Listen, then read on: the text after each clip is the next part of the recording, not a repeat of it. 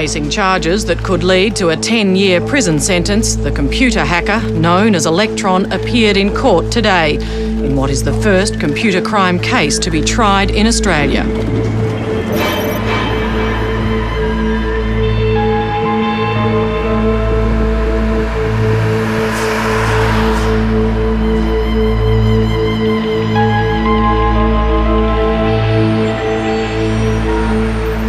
Tell me, in your own words, what fascination do you have with accessing computers overseas? It's not for any kind of personal gain or anything. It's just the kick of getting into a system. I mean, once you're in, you often get bored, and even though you still have access to the system, you may never call back. So I guess it's the challenge and the ego boost you get from doing something like that. Whereas other people try and fail.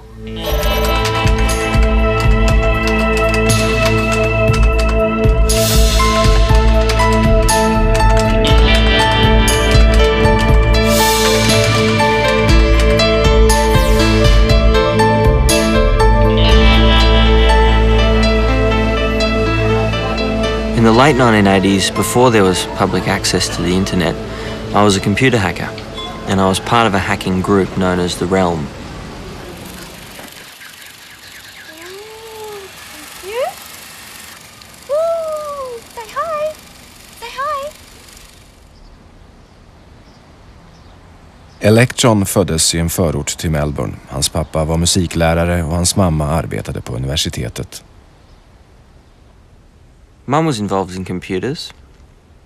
And I often wondered afterwards if that had anything to do with pushing me in that direction. I started writing computer programs with a pencil and paper when I was very young. I'd bought a book on basic computer programming which was aimed at kids. I think I wrote a primitive Space Invaders type program.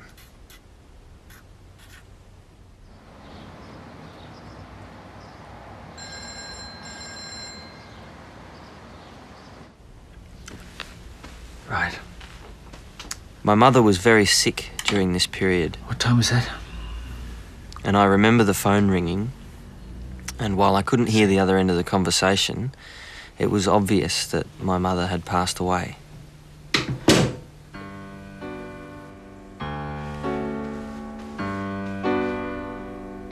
Mum's death had a huge impact on my father. He was pretty shattered by it, and I don't think he ever fully got over it.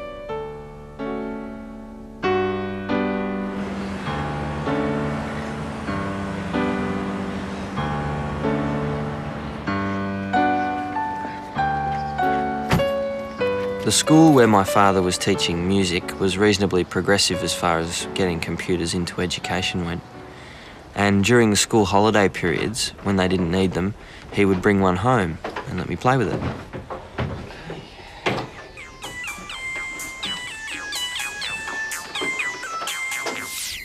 Electron ville utforska den nya värld han upptäckt, så när han var 16 år köpte han en egen dator. Samtidigt läste han en artikel om hur datahackare hade fått satelliter att ändra sina banor i rymden. That motivated my wanting to get a modem. It was a 300 baud and it was $90 at the time. The modem was responsible for turning my interest in computers into an obsession.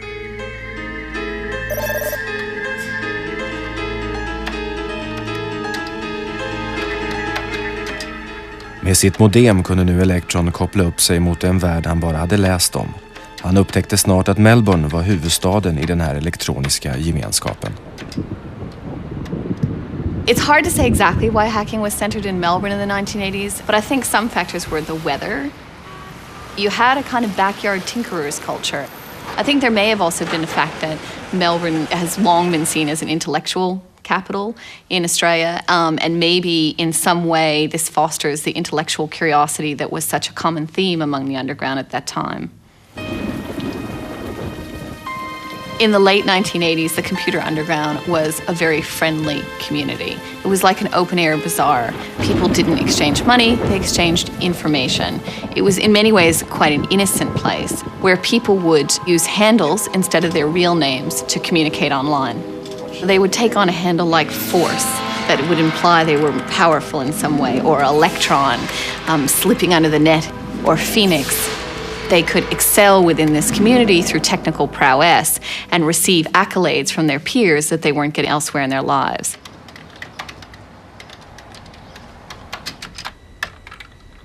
Dad was in charge of the emergency teachers stuff, so we had a kind of informal agreement that I'd keep the phone free in the mornings for the teachers to ring in sick, and he'd be able to organise an emergency. We'd have relatives ring up and say, "We've been trying to get through for days." So we eventually told them to ring at the same time as the emergency teachers rang. All right. Okay. I was spending 18 hours a day, sometimes more, breaking into computers. All day, or as it normally was, all night.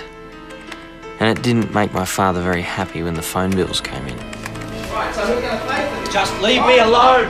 I'll confiscate it! In the context of having quite a few arguments in the family situation, the keyboard and the screen don't argue. They do what you tell them to do. There were people who had difficulty and would be more comfortable in front of a keyboard than they would be in a social setting. You know, it's difficult for teenage boys anyway for all kinds of social reasons. And so the emergence of computing, which was this sort of supremely asocial world, was very comfortable for them. Before the movie War Games, hackers had been people who were around institutions like Stanford and MIT and were obsessed with big machines. It had nothing to do with breaking into computers. After the movie War Games, the term hacker came in the popular mind to be a teenage kid who spent his time breaking into computers. So it changed the meaning of the term hacker forever.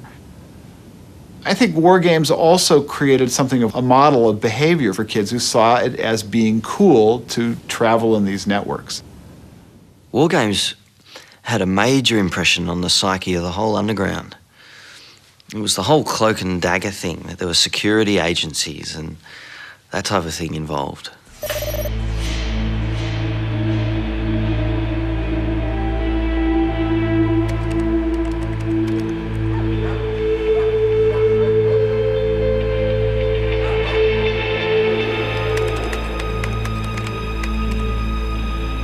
The first time I broke into NASA, I would have been 16, maybe 17. The feeling of exhilaration I felt was in direct proportion to the importance of the computer system that I was breaking into. So, yeah, breaking into NASA was very exhilarating. I felt it was an important step in my hacking career. Electron blev en allt skickligare hackare och nu hade han kommit i kontakt med en annan stor begåvning i denna subkultur. En hackare som kallade sig Phoenix.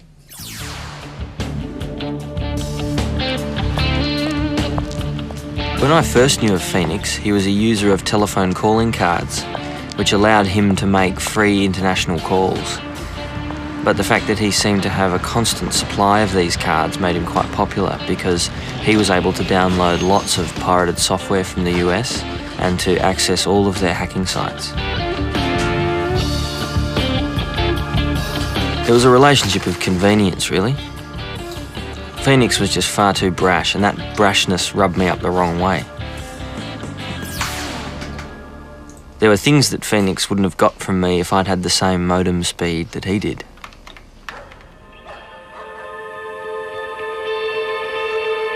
Hackers couldn't access the internet just by dialing up the way you might today. So the only way they could get access at that point in time was to break into universities such as Melbourne University.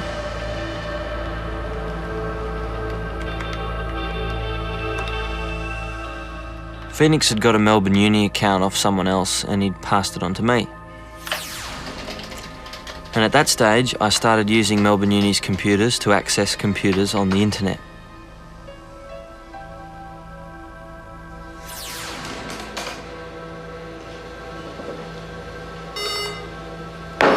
Systemadministratörerna på universitetet i Melbourne var irriterade på hackarna och hade börjat spåra samtalen efter att först ha kopplat ner modemförbindelsen.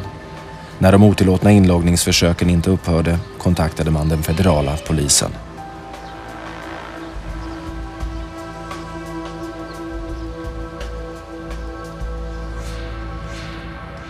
There was a guy who had an account at Melbourne Uni, and I logged onto his machine anonymously and was having a chat to him.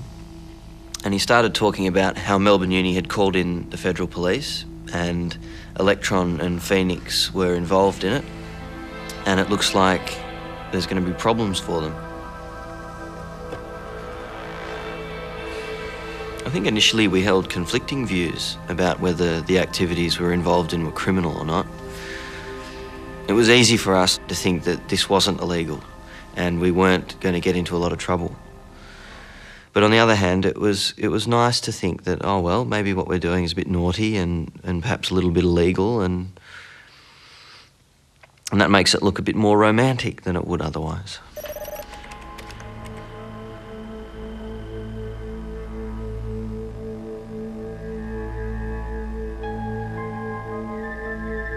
The 1980s was an interesting time to be growing up because there was the spectre of the Cold War during those years.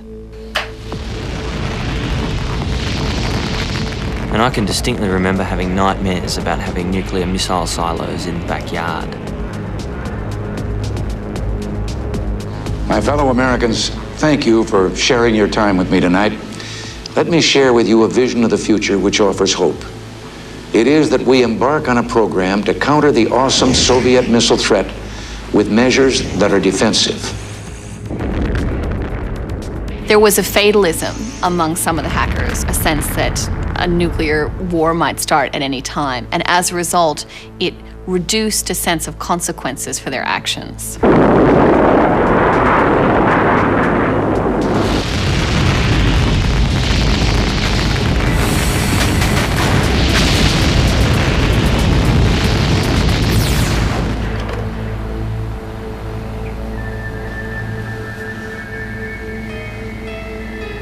I remember logging on anonymously one night and these people were saying the only reason Electron hasn't launched any nuclear missiles yet, he's got all the launch codes, but they need to turn the key in the silo, and that's why he's unable to launch them.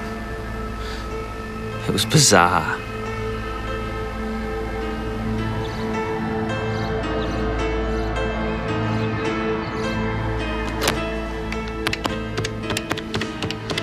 We had the United States Secret Service contact the Australian Federal Police because they'd had problems with hackers getting into some of the American systems.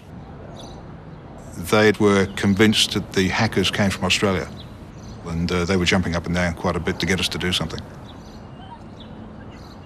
The referral from the United States was a bit of a bombshell, because here was this referral of crimes committed on computers. And when you look at law enforcement at that time, not just Australia but the world, no one had really looked at this sort of stuff before. It was brand new.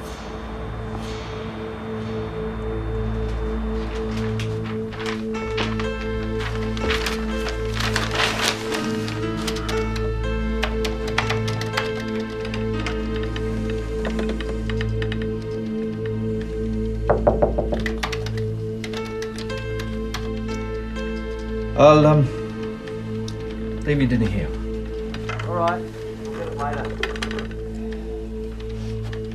My father knew what I was doing, but his attitude was that it was my problem, and if I got caught, that it was bad luck. I think in some ways he saw computers as a positive thing and thought that if he's spending time on the computer, then that's an important skill. And that may have been partly why he was willing to turn a bit of a blind eye.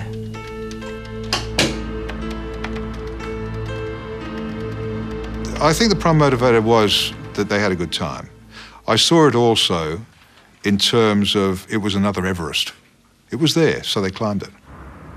They were seen to be very clever, and they probably were very clever. There's no doubt about that. Very clever young people.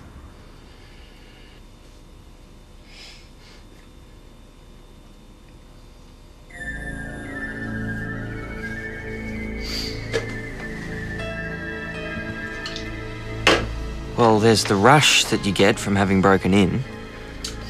There's also the feeling of control over the computer.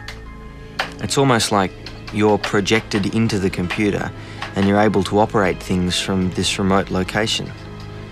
It was the remote access that I liked, and the safety and anonymity of that.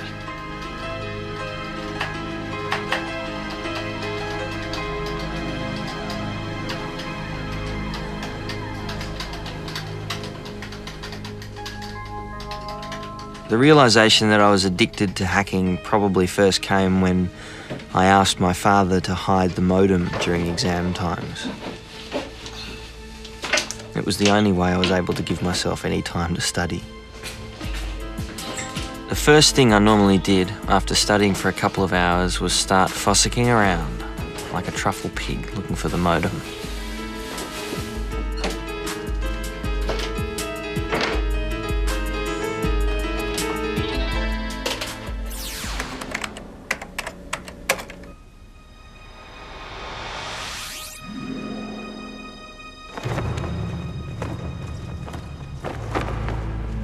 There was an online chat system in Germany which was referred to as Altos. It was a hothouse of some of the best hackers in the world. This was the probably most important community place where hackers from Germany, the US, Australia, around the globe would gather together to share information about sites that they'd hacked, accounts that they might be willing to share with each other in order to continue their hacking.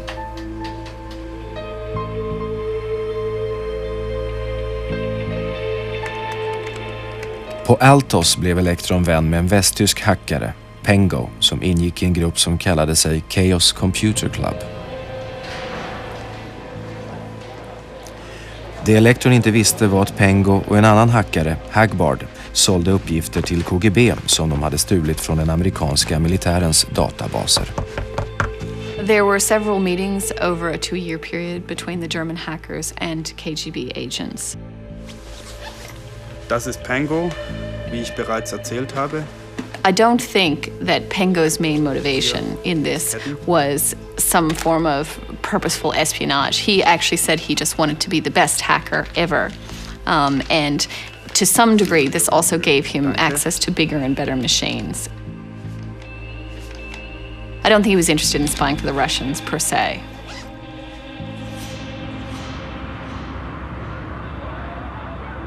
Like all the changes that have swept East Germany recently, the beginning of the end for the Berlin Wall came much sooner than was expected. The sense of being in an international community on Altos was really highlighted during important world events. Speaking live online to Pengo in Germany at the time of the fall of the Berlin Wall was quite an experience. It really gave you a feeling of a world without borders.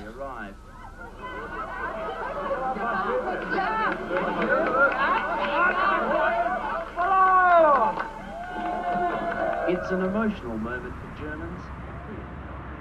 On Altos, the Australian hackers had a reputation as being among the best and the brightest. One reason this was true is because one of the Australian hackers, Force, had a program that was very valuable called DEFCON.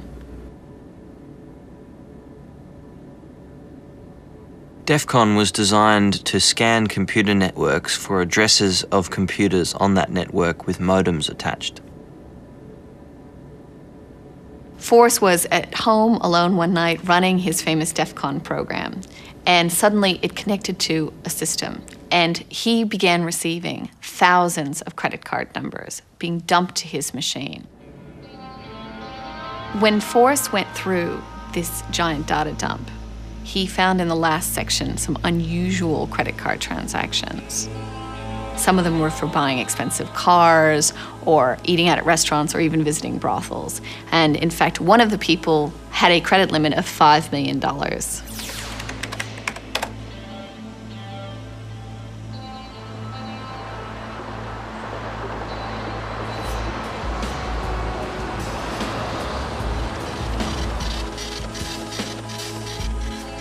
force had a somewhat paternalistic attitude to other hackers in the computer underground in Melbourne, but his favorite protege was Phoenix, and he gave to Phoenix some of the credit card numbers from the Citibank machine.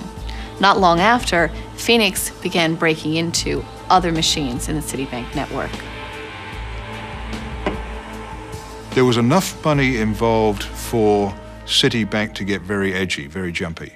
There was enough money involved for them to contact the Secret Service and also the FBI. Most people back in 1988 were not stealing it to sell it. They were stealing it merely to prove that they could get to sensitive information. And the only way to get to the bottom of those things, because a lot of them were international and not US-based, and a lot of them came out of Australia, was that you had to have a great working relationship with the Australian Federal Police. At that particular time, there was no law in Australia directly relating to computer crime. There was really very little the Federal Police could do other than take it on board as an intelligence probe to try and find out the facts and report to government that perhaps there was a problem with lack of legislation. The original file that came in complaining about this was made up, and because we didn't have the people, we didn't have the expertise, we didn't have the knowledge, it was left and forgotten about.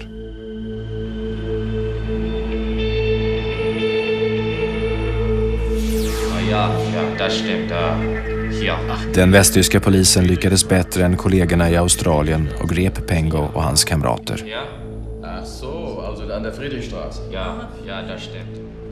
Pengo samarbetade med polisen och lämnade ut alla uppgifter han hade i hopp om att få straffrabatt.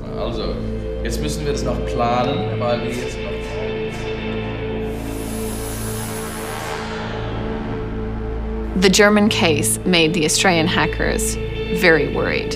It created a paranoia that they were next on the list. The Australians were made even more paranoid by the fact that one of the ringleaders of the German group, Hagbard, was found burned to death. His petrol-doused, charred remains were found in a forest in Germany.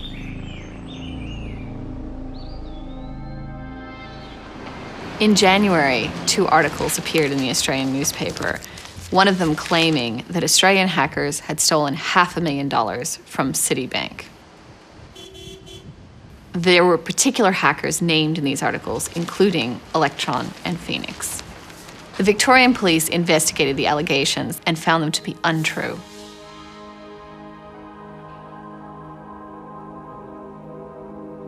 The articles that were published in the Australian indicated that there were a certain number of informants. It scared me for a couple of weeks. But then the fear versus the need to find the modem and start again won out. So I was back into it again pretty quickly.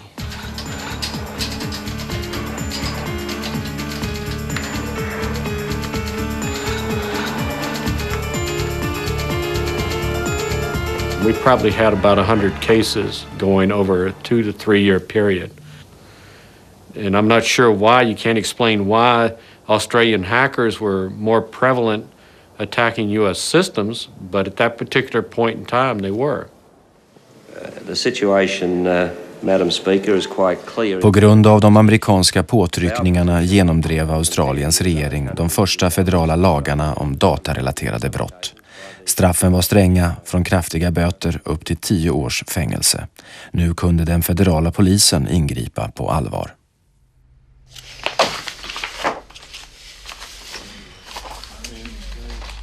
When the legislation came through, I was asked to set up a computer crime unit using the existing people within the physical computer area and then bringing in other people who were investigators. The AFP had a very low computer literacy at that point in time. We're talking about people still using typewriters. It was still the carbon paper days. And so the unknown element of what computers were resulted in a very low opinion of people. They say, well, I don't use computers. It's not important. Most of the other colleagues, most of the other people at my level thought it was a bit of a wank, and that I should be out there investigating real crime. Initially, we had to borrow computers. We borrowed computers from banks, computers they didn't need, older ones. We had to borrow quite a bit of equipment from anybody we could speak nicely to at the time. From the investigator's point of view, it was a very steep learning curve. Most of us had computers, our own computer, but we would not have known what would happen if we lifted up the bonnet and had a look inside.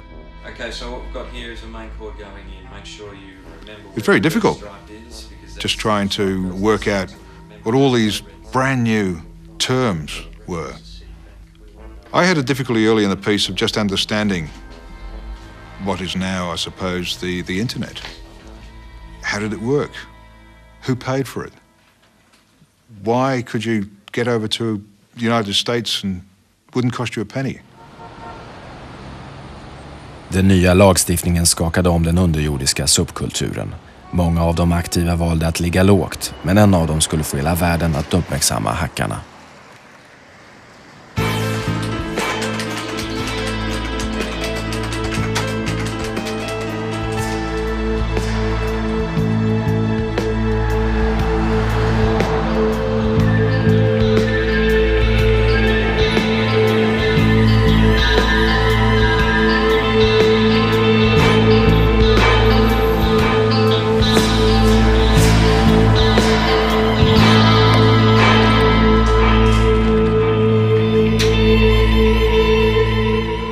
Om 2 dagar skulle NASA skicka upp en rymdfärja.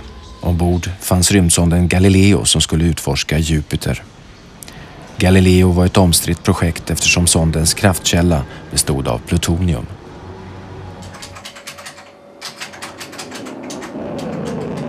There was some concern that if the shuttle were to blow up, and this was the first shuttle flight after the Challenger, these plutonium power cells would rupture and that there would be a huge plutonium release into the state of Florida. So at that time, there was a protest going on around the launch, and it was effectively, I think, the morning of that launch that this worm hit.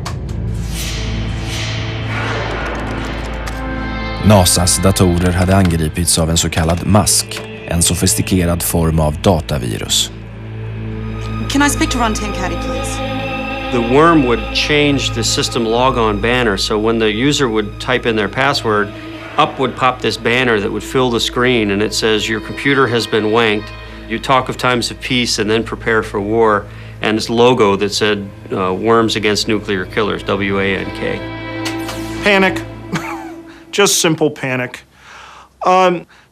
What happened initially was that there were a lot of phone calls going back and forth and a lot of confusion. There were different things you would see depending on what the worm was trying to do to your machine. It would say, hi, I'm deleting all your files, and start listing your files and saying delete, delete, delete, delete. As I began to read the code and understand some of the things that it could do, and started to diagram how it was working and stuff, it became clear to me that it was a reasonable threat to the network. Mysteriet tätnade när man upptäckte att viruset internt hade döpts till Oils.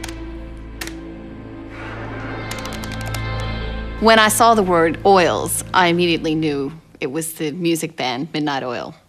And so I began rummaging through my collection of Midnight Oil CDs looking for this lyric, you talk of times of peace for all, but then prepare for war.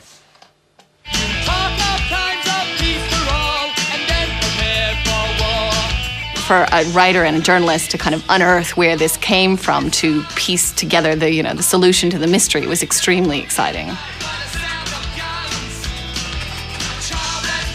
At the end of the day, the only things we know about the author of The Wankworm is that he was probably Australian, he was certainly a Midnight Oil fan, and he may or may not have had some political agenda. In reality, the files were still there, they hadn't been moved, they hadn't been touched, but to the average user, at least initially, they thought they'd lost all their work. On the one level, people can look at this as just one huge prank. And there's a lot of truth to that. However, that one huge prank cost me, my employer, my government a lot of time, a lot of money, and it scared a lot of people needlessly. Did it ever stop a mission? Not to my knowledge. Am I still angry about it? Absolutely. Would I hunt him down if I had more data and I had the authority? No problem. Honestly, I still don't know who the authors of the worm were. There were some rumors that it was the two chaps down in Australia, and I think years after the worm was released, we've pretty much come to believe that it was Phoenix and Electron. No one has ever been connected as the creator of the wankworm. No one was ever charged. There was innuendo, an accusation, but in the end there was never enough evidence to actually go after particular hackers. Medan USA fortsatte att sätta press på Australiens regering att stoppa hackarna hade Electron drabbats av en kris på närmare håll.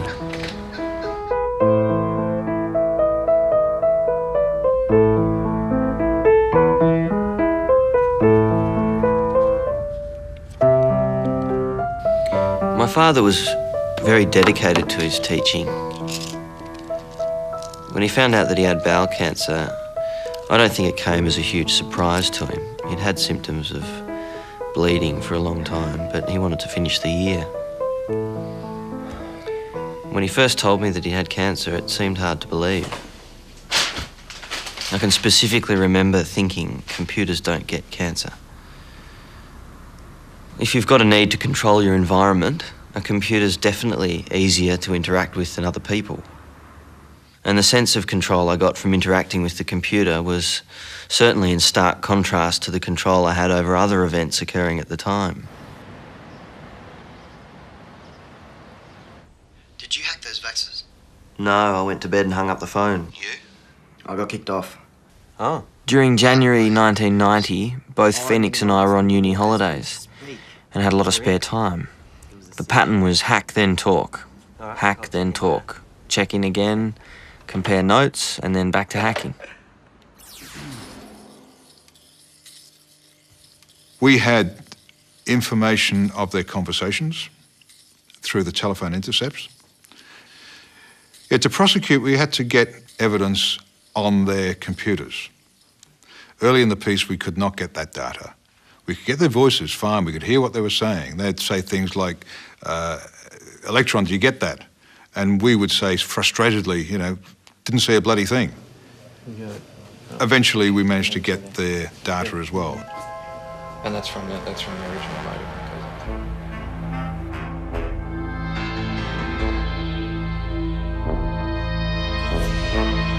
We could read the data in real time. That wasn't a problem. We could see it on our screens. But it was when we tried to record it and then play the recording back, all we initially got was a lot of hiss. At the same time, we've got other agencies from overseas and in Australia saying, do something, do something. And we're saying, well, we haven't got all the evidence together yet. Medan polisen kämpade för att samla in data spred sig ryktet om polisutredningen bland hackarna. Force had a meeting with Phoenix sometime after the legislation was passed and indicated that the federal police had a list and that Phoenix's and my name were on the top of it. Phoenix probably slowed down for a few days, but I'm not sure that I even broke stride. Force left the hacking scene completely and became involved in music. He didn't have the same addiction to hacking that I did.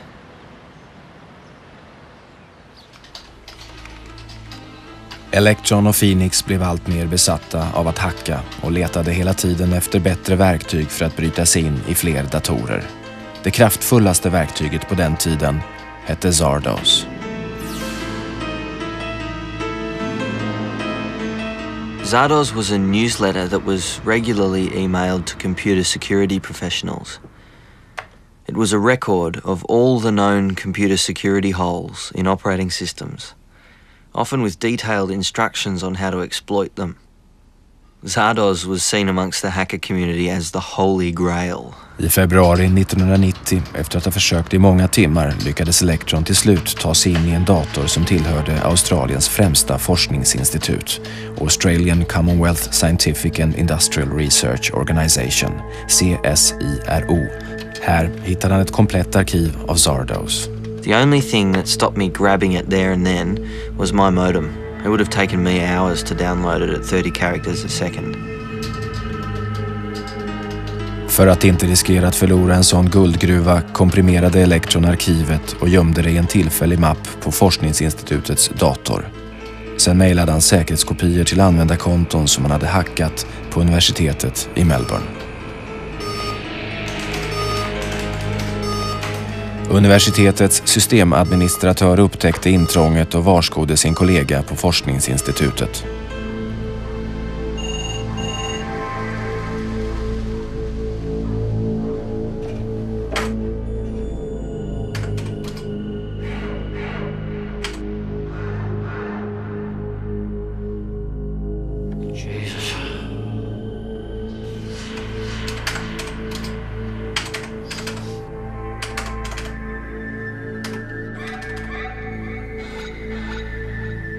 Fuck.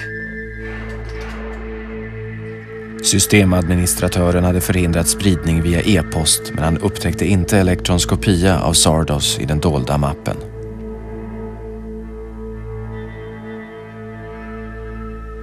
The access details for the machine are mis1.csiro.au. Username C Brown. The password is Geronimo. Thanks. See ya. I probably wouldn't have given Phoenix Zardoz if I didn't need him to download it. But his modem was 8 times less risky for him to download it than it was for me. Phoenix kopplade upp sig via en dator på University of Texas, vilket gav honom en mycket snabbare förbindelse med CSIRO. At one stage he found that there wasn't enough drive space on the machine at the University of Texas. Oh shit. I shudder to think what he deleted. Phoenix had a habit of indiscriminate deletion.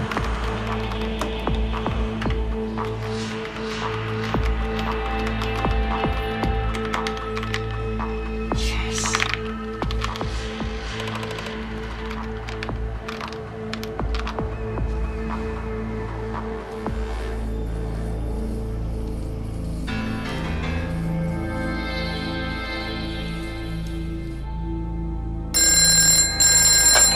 Yep. We got it. Great. I'm still loading her in. It's a damn big file.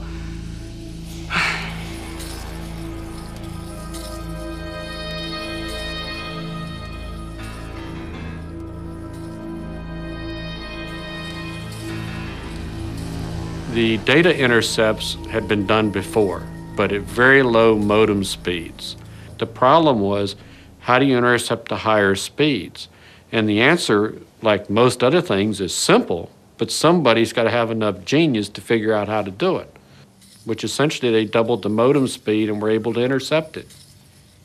You got to give the Australian Federal Police a lot of credit because the rest of the world didn't know how.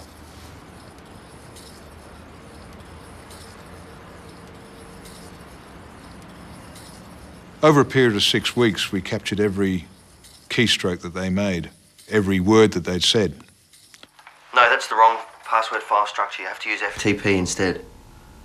Having Zardoz meant that almost every computer we accessed was up for grabs. I'm in. We were already on a bit of a frenzy at this stage, but Zardoz put a few more drops of blood in the water.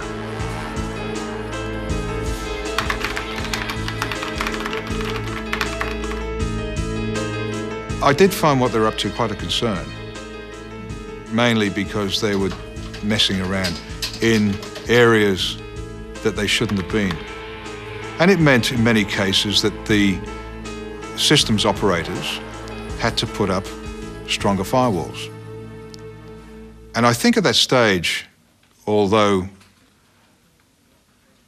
maybe it didn't occur to me immediately, but it really was the start of the breakdown of the internet concept of openness.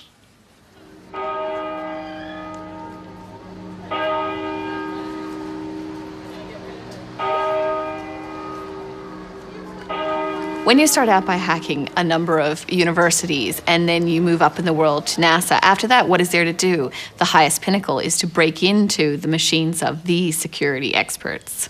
And that's what Eugene Spafford was. Spaff was very, very anti-hacker. Very lock 'em up and throw away the key. And we thought that he needed to be taken down a peg or two. I didn't set out to become an enemy of that community, but I also believed it was important that we start changing our behavior because computers were being used in more important places. Tell me what you're looking at. Phoenix and I talked through quite a lot of ways of getting into Spaff's machine, and eventually one of them worked. I'm in. There were a number of groups and individuals trying to break into my system, Phoenix being one of them. I didn't know what they were after, but kept the connection a little bit so that I could get an identification of where it was coming from, and then I disconnected the network. I'm a firm believer that one of the things that makes hacking so possible and so widespread is that the people doing that only see the computer and forget that on the other end there are people. Information about people, people who have their own dreams and who can be hurt by what's done.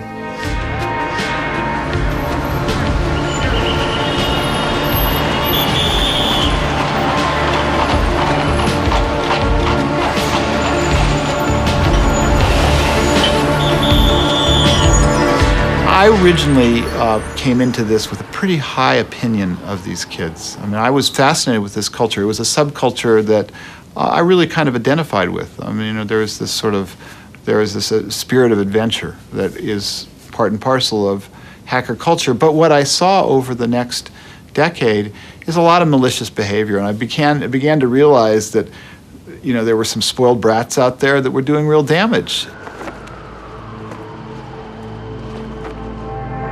John Markoff reported that a worm had been coursing its way through various US computer systems.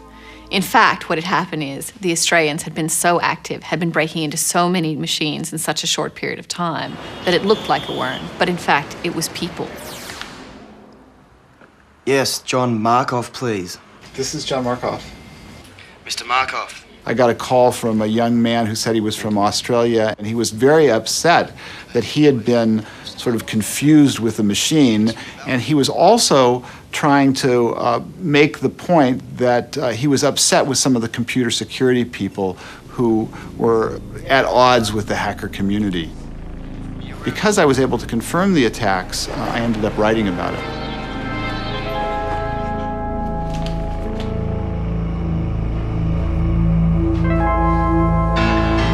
The first article stated that they had no idea who we were or where we were from, and suddenly the next article spoke of hackers from Australia. I was horrified, but to be honest, I was a little bit chuffed about the New York Times showing some interest in us. I knew that this article wouldn't go unnoticed. It really felt like the beginning of the end. I just really need you to hide this.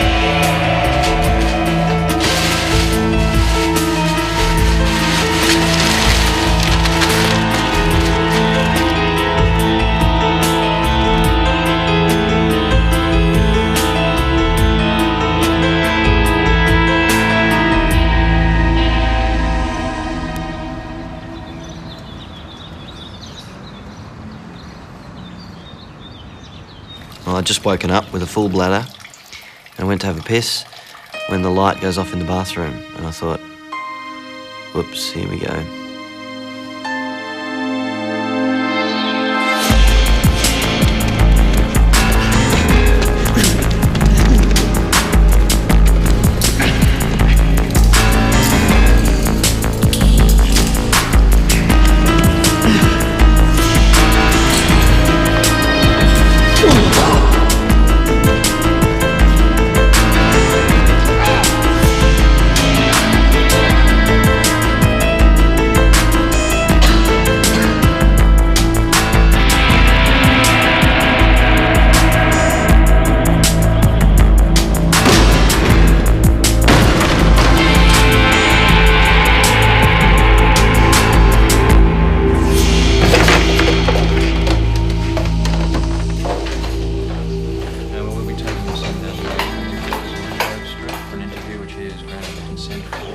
One thing the police didn't find was my modem. Dad had become so proficient at hiding it that even the Australian Federal Police couldn't find it.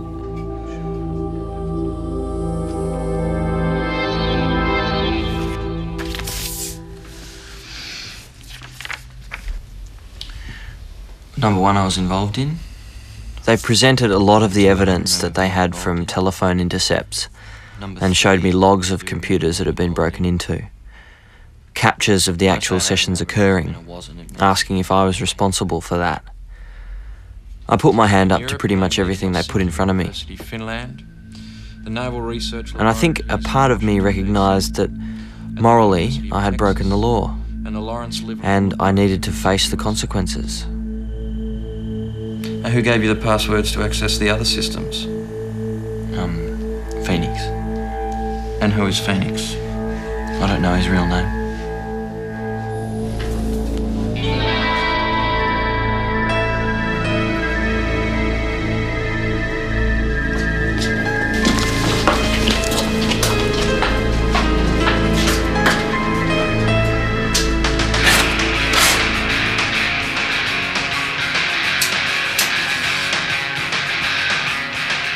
After the arrest, I felt there was a hole left in my life, and I needed to fill it. And I moved from one addiction to another. The 3 years leading up to the court case were pretty much of a blur, really.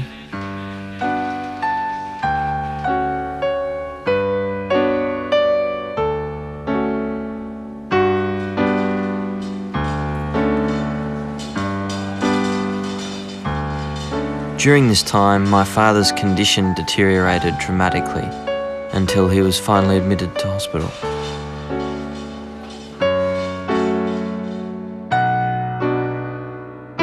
My father died at an unfortunate time when we were not getting along very well. One of my regrets from that time is that I didn't reach a point where we were getting along well as adults. After my father passed away and before the sentencing, the stress and the pressure from the court case and the copious amounts of drugs I was taking led me to becoming more and more mentally unstable. And it eventually culminated in a complete breakdown, which required hospitalisation. I was facing 10 years in prison. It was probably touch and go as to whether I was going to come out of things at the other end. After a month of intensive treatment, I was able to return home. Though not fully recovered, I had to prepare myself for the upcoming court case. Because mine was the first computer crime case to be tried, I was worried about how severe the sentence might be. I was also concerned that they would want to send a strong message out to other hackers.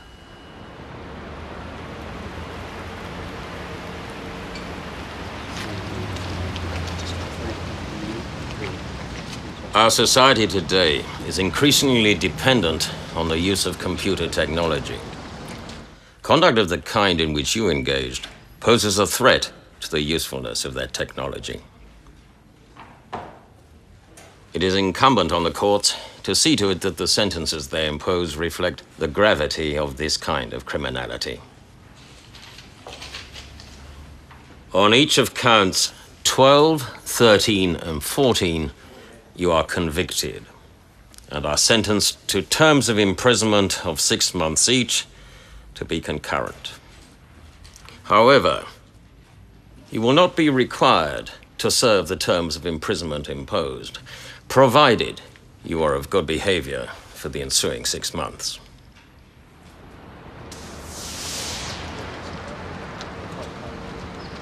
Your conduct revealed arrogance on your part, open defiance, and an intention to beat the system. I have no doubt that certain sections of the community would regard anything other than a custodial sentence as less than appropriate. But after much reflection, I've concluded that an immediate term of imprisonment is unnecessary.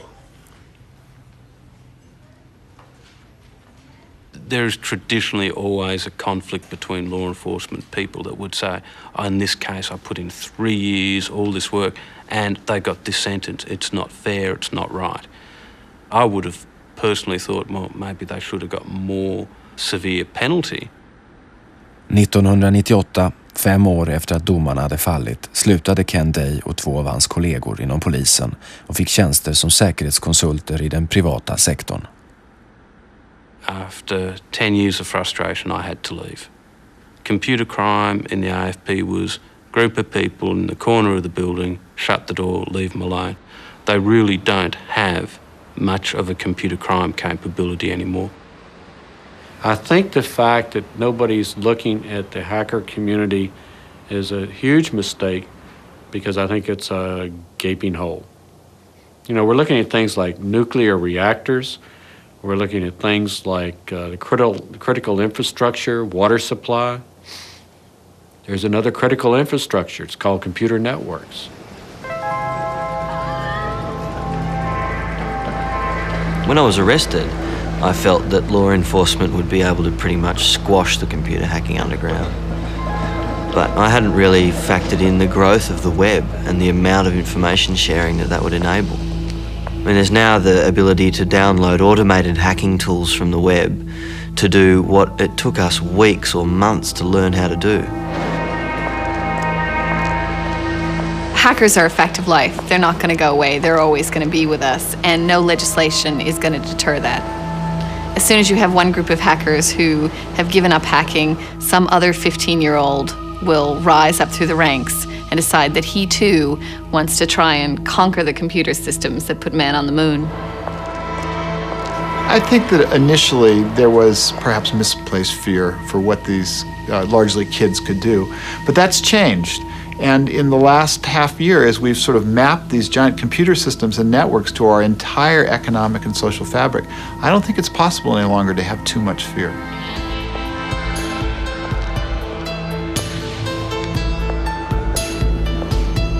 The amount of detail I share with current acquaintances and even friends about my past life is limited. I mean, there's situations where I outright lie about certain aspects of my past. How I would like to be remembered is very different from how Electron as a computer hacker will be remembered. I would much rather have been involved in building the infrastructure of the internet during that period rather than breaking into it.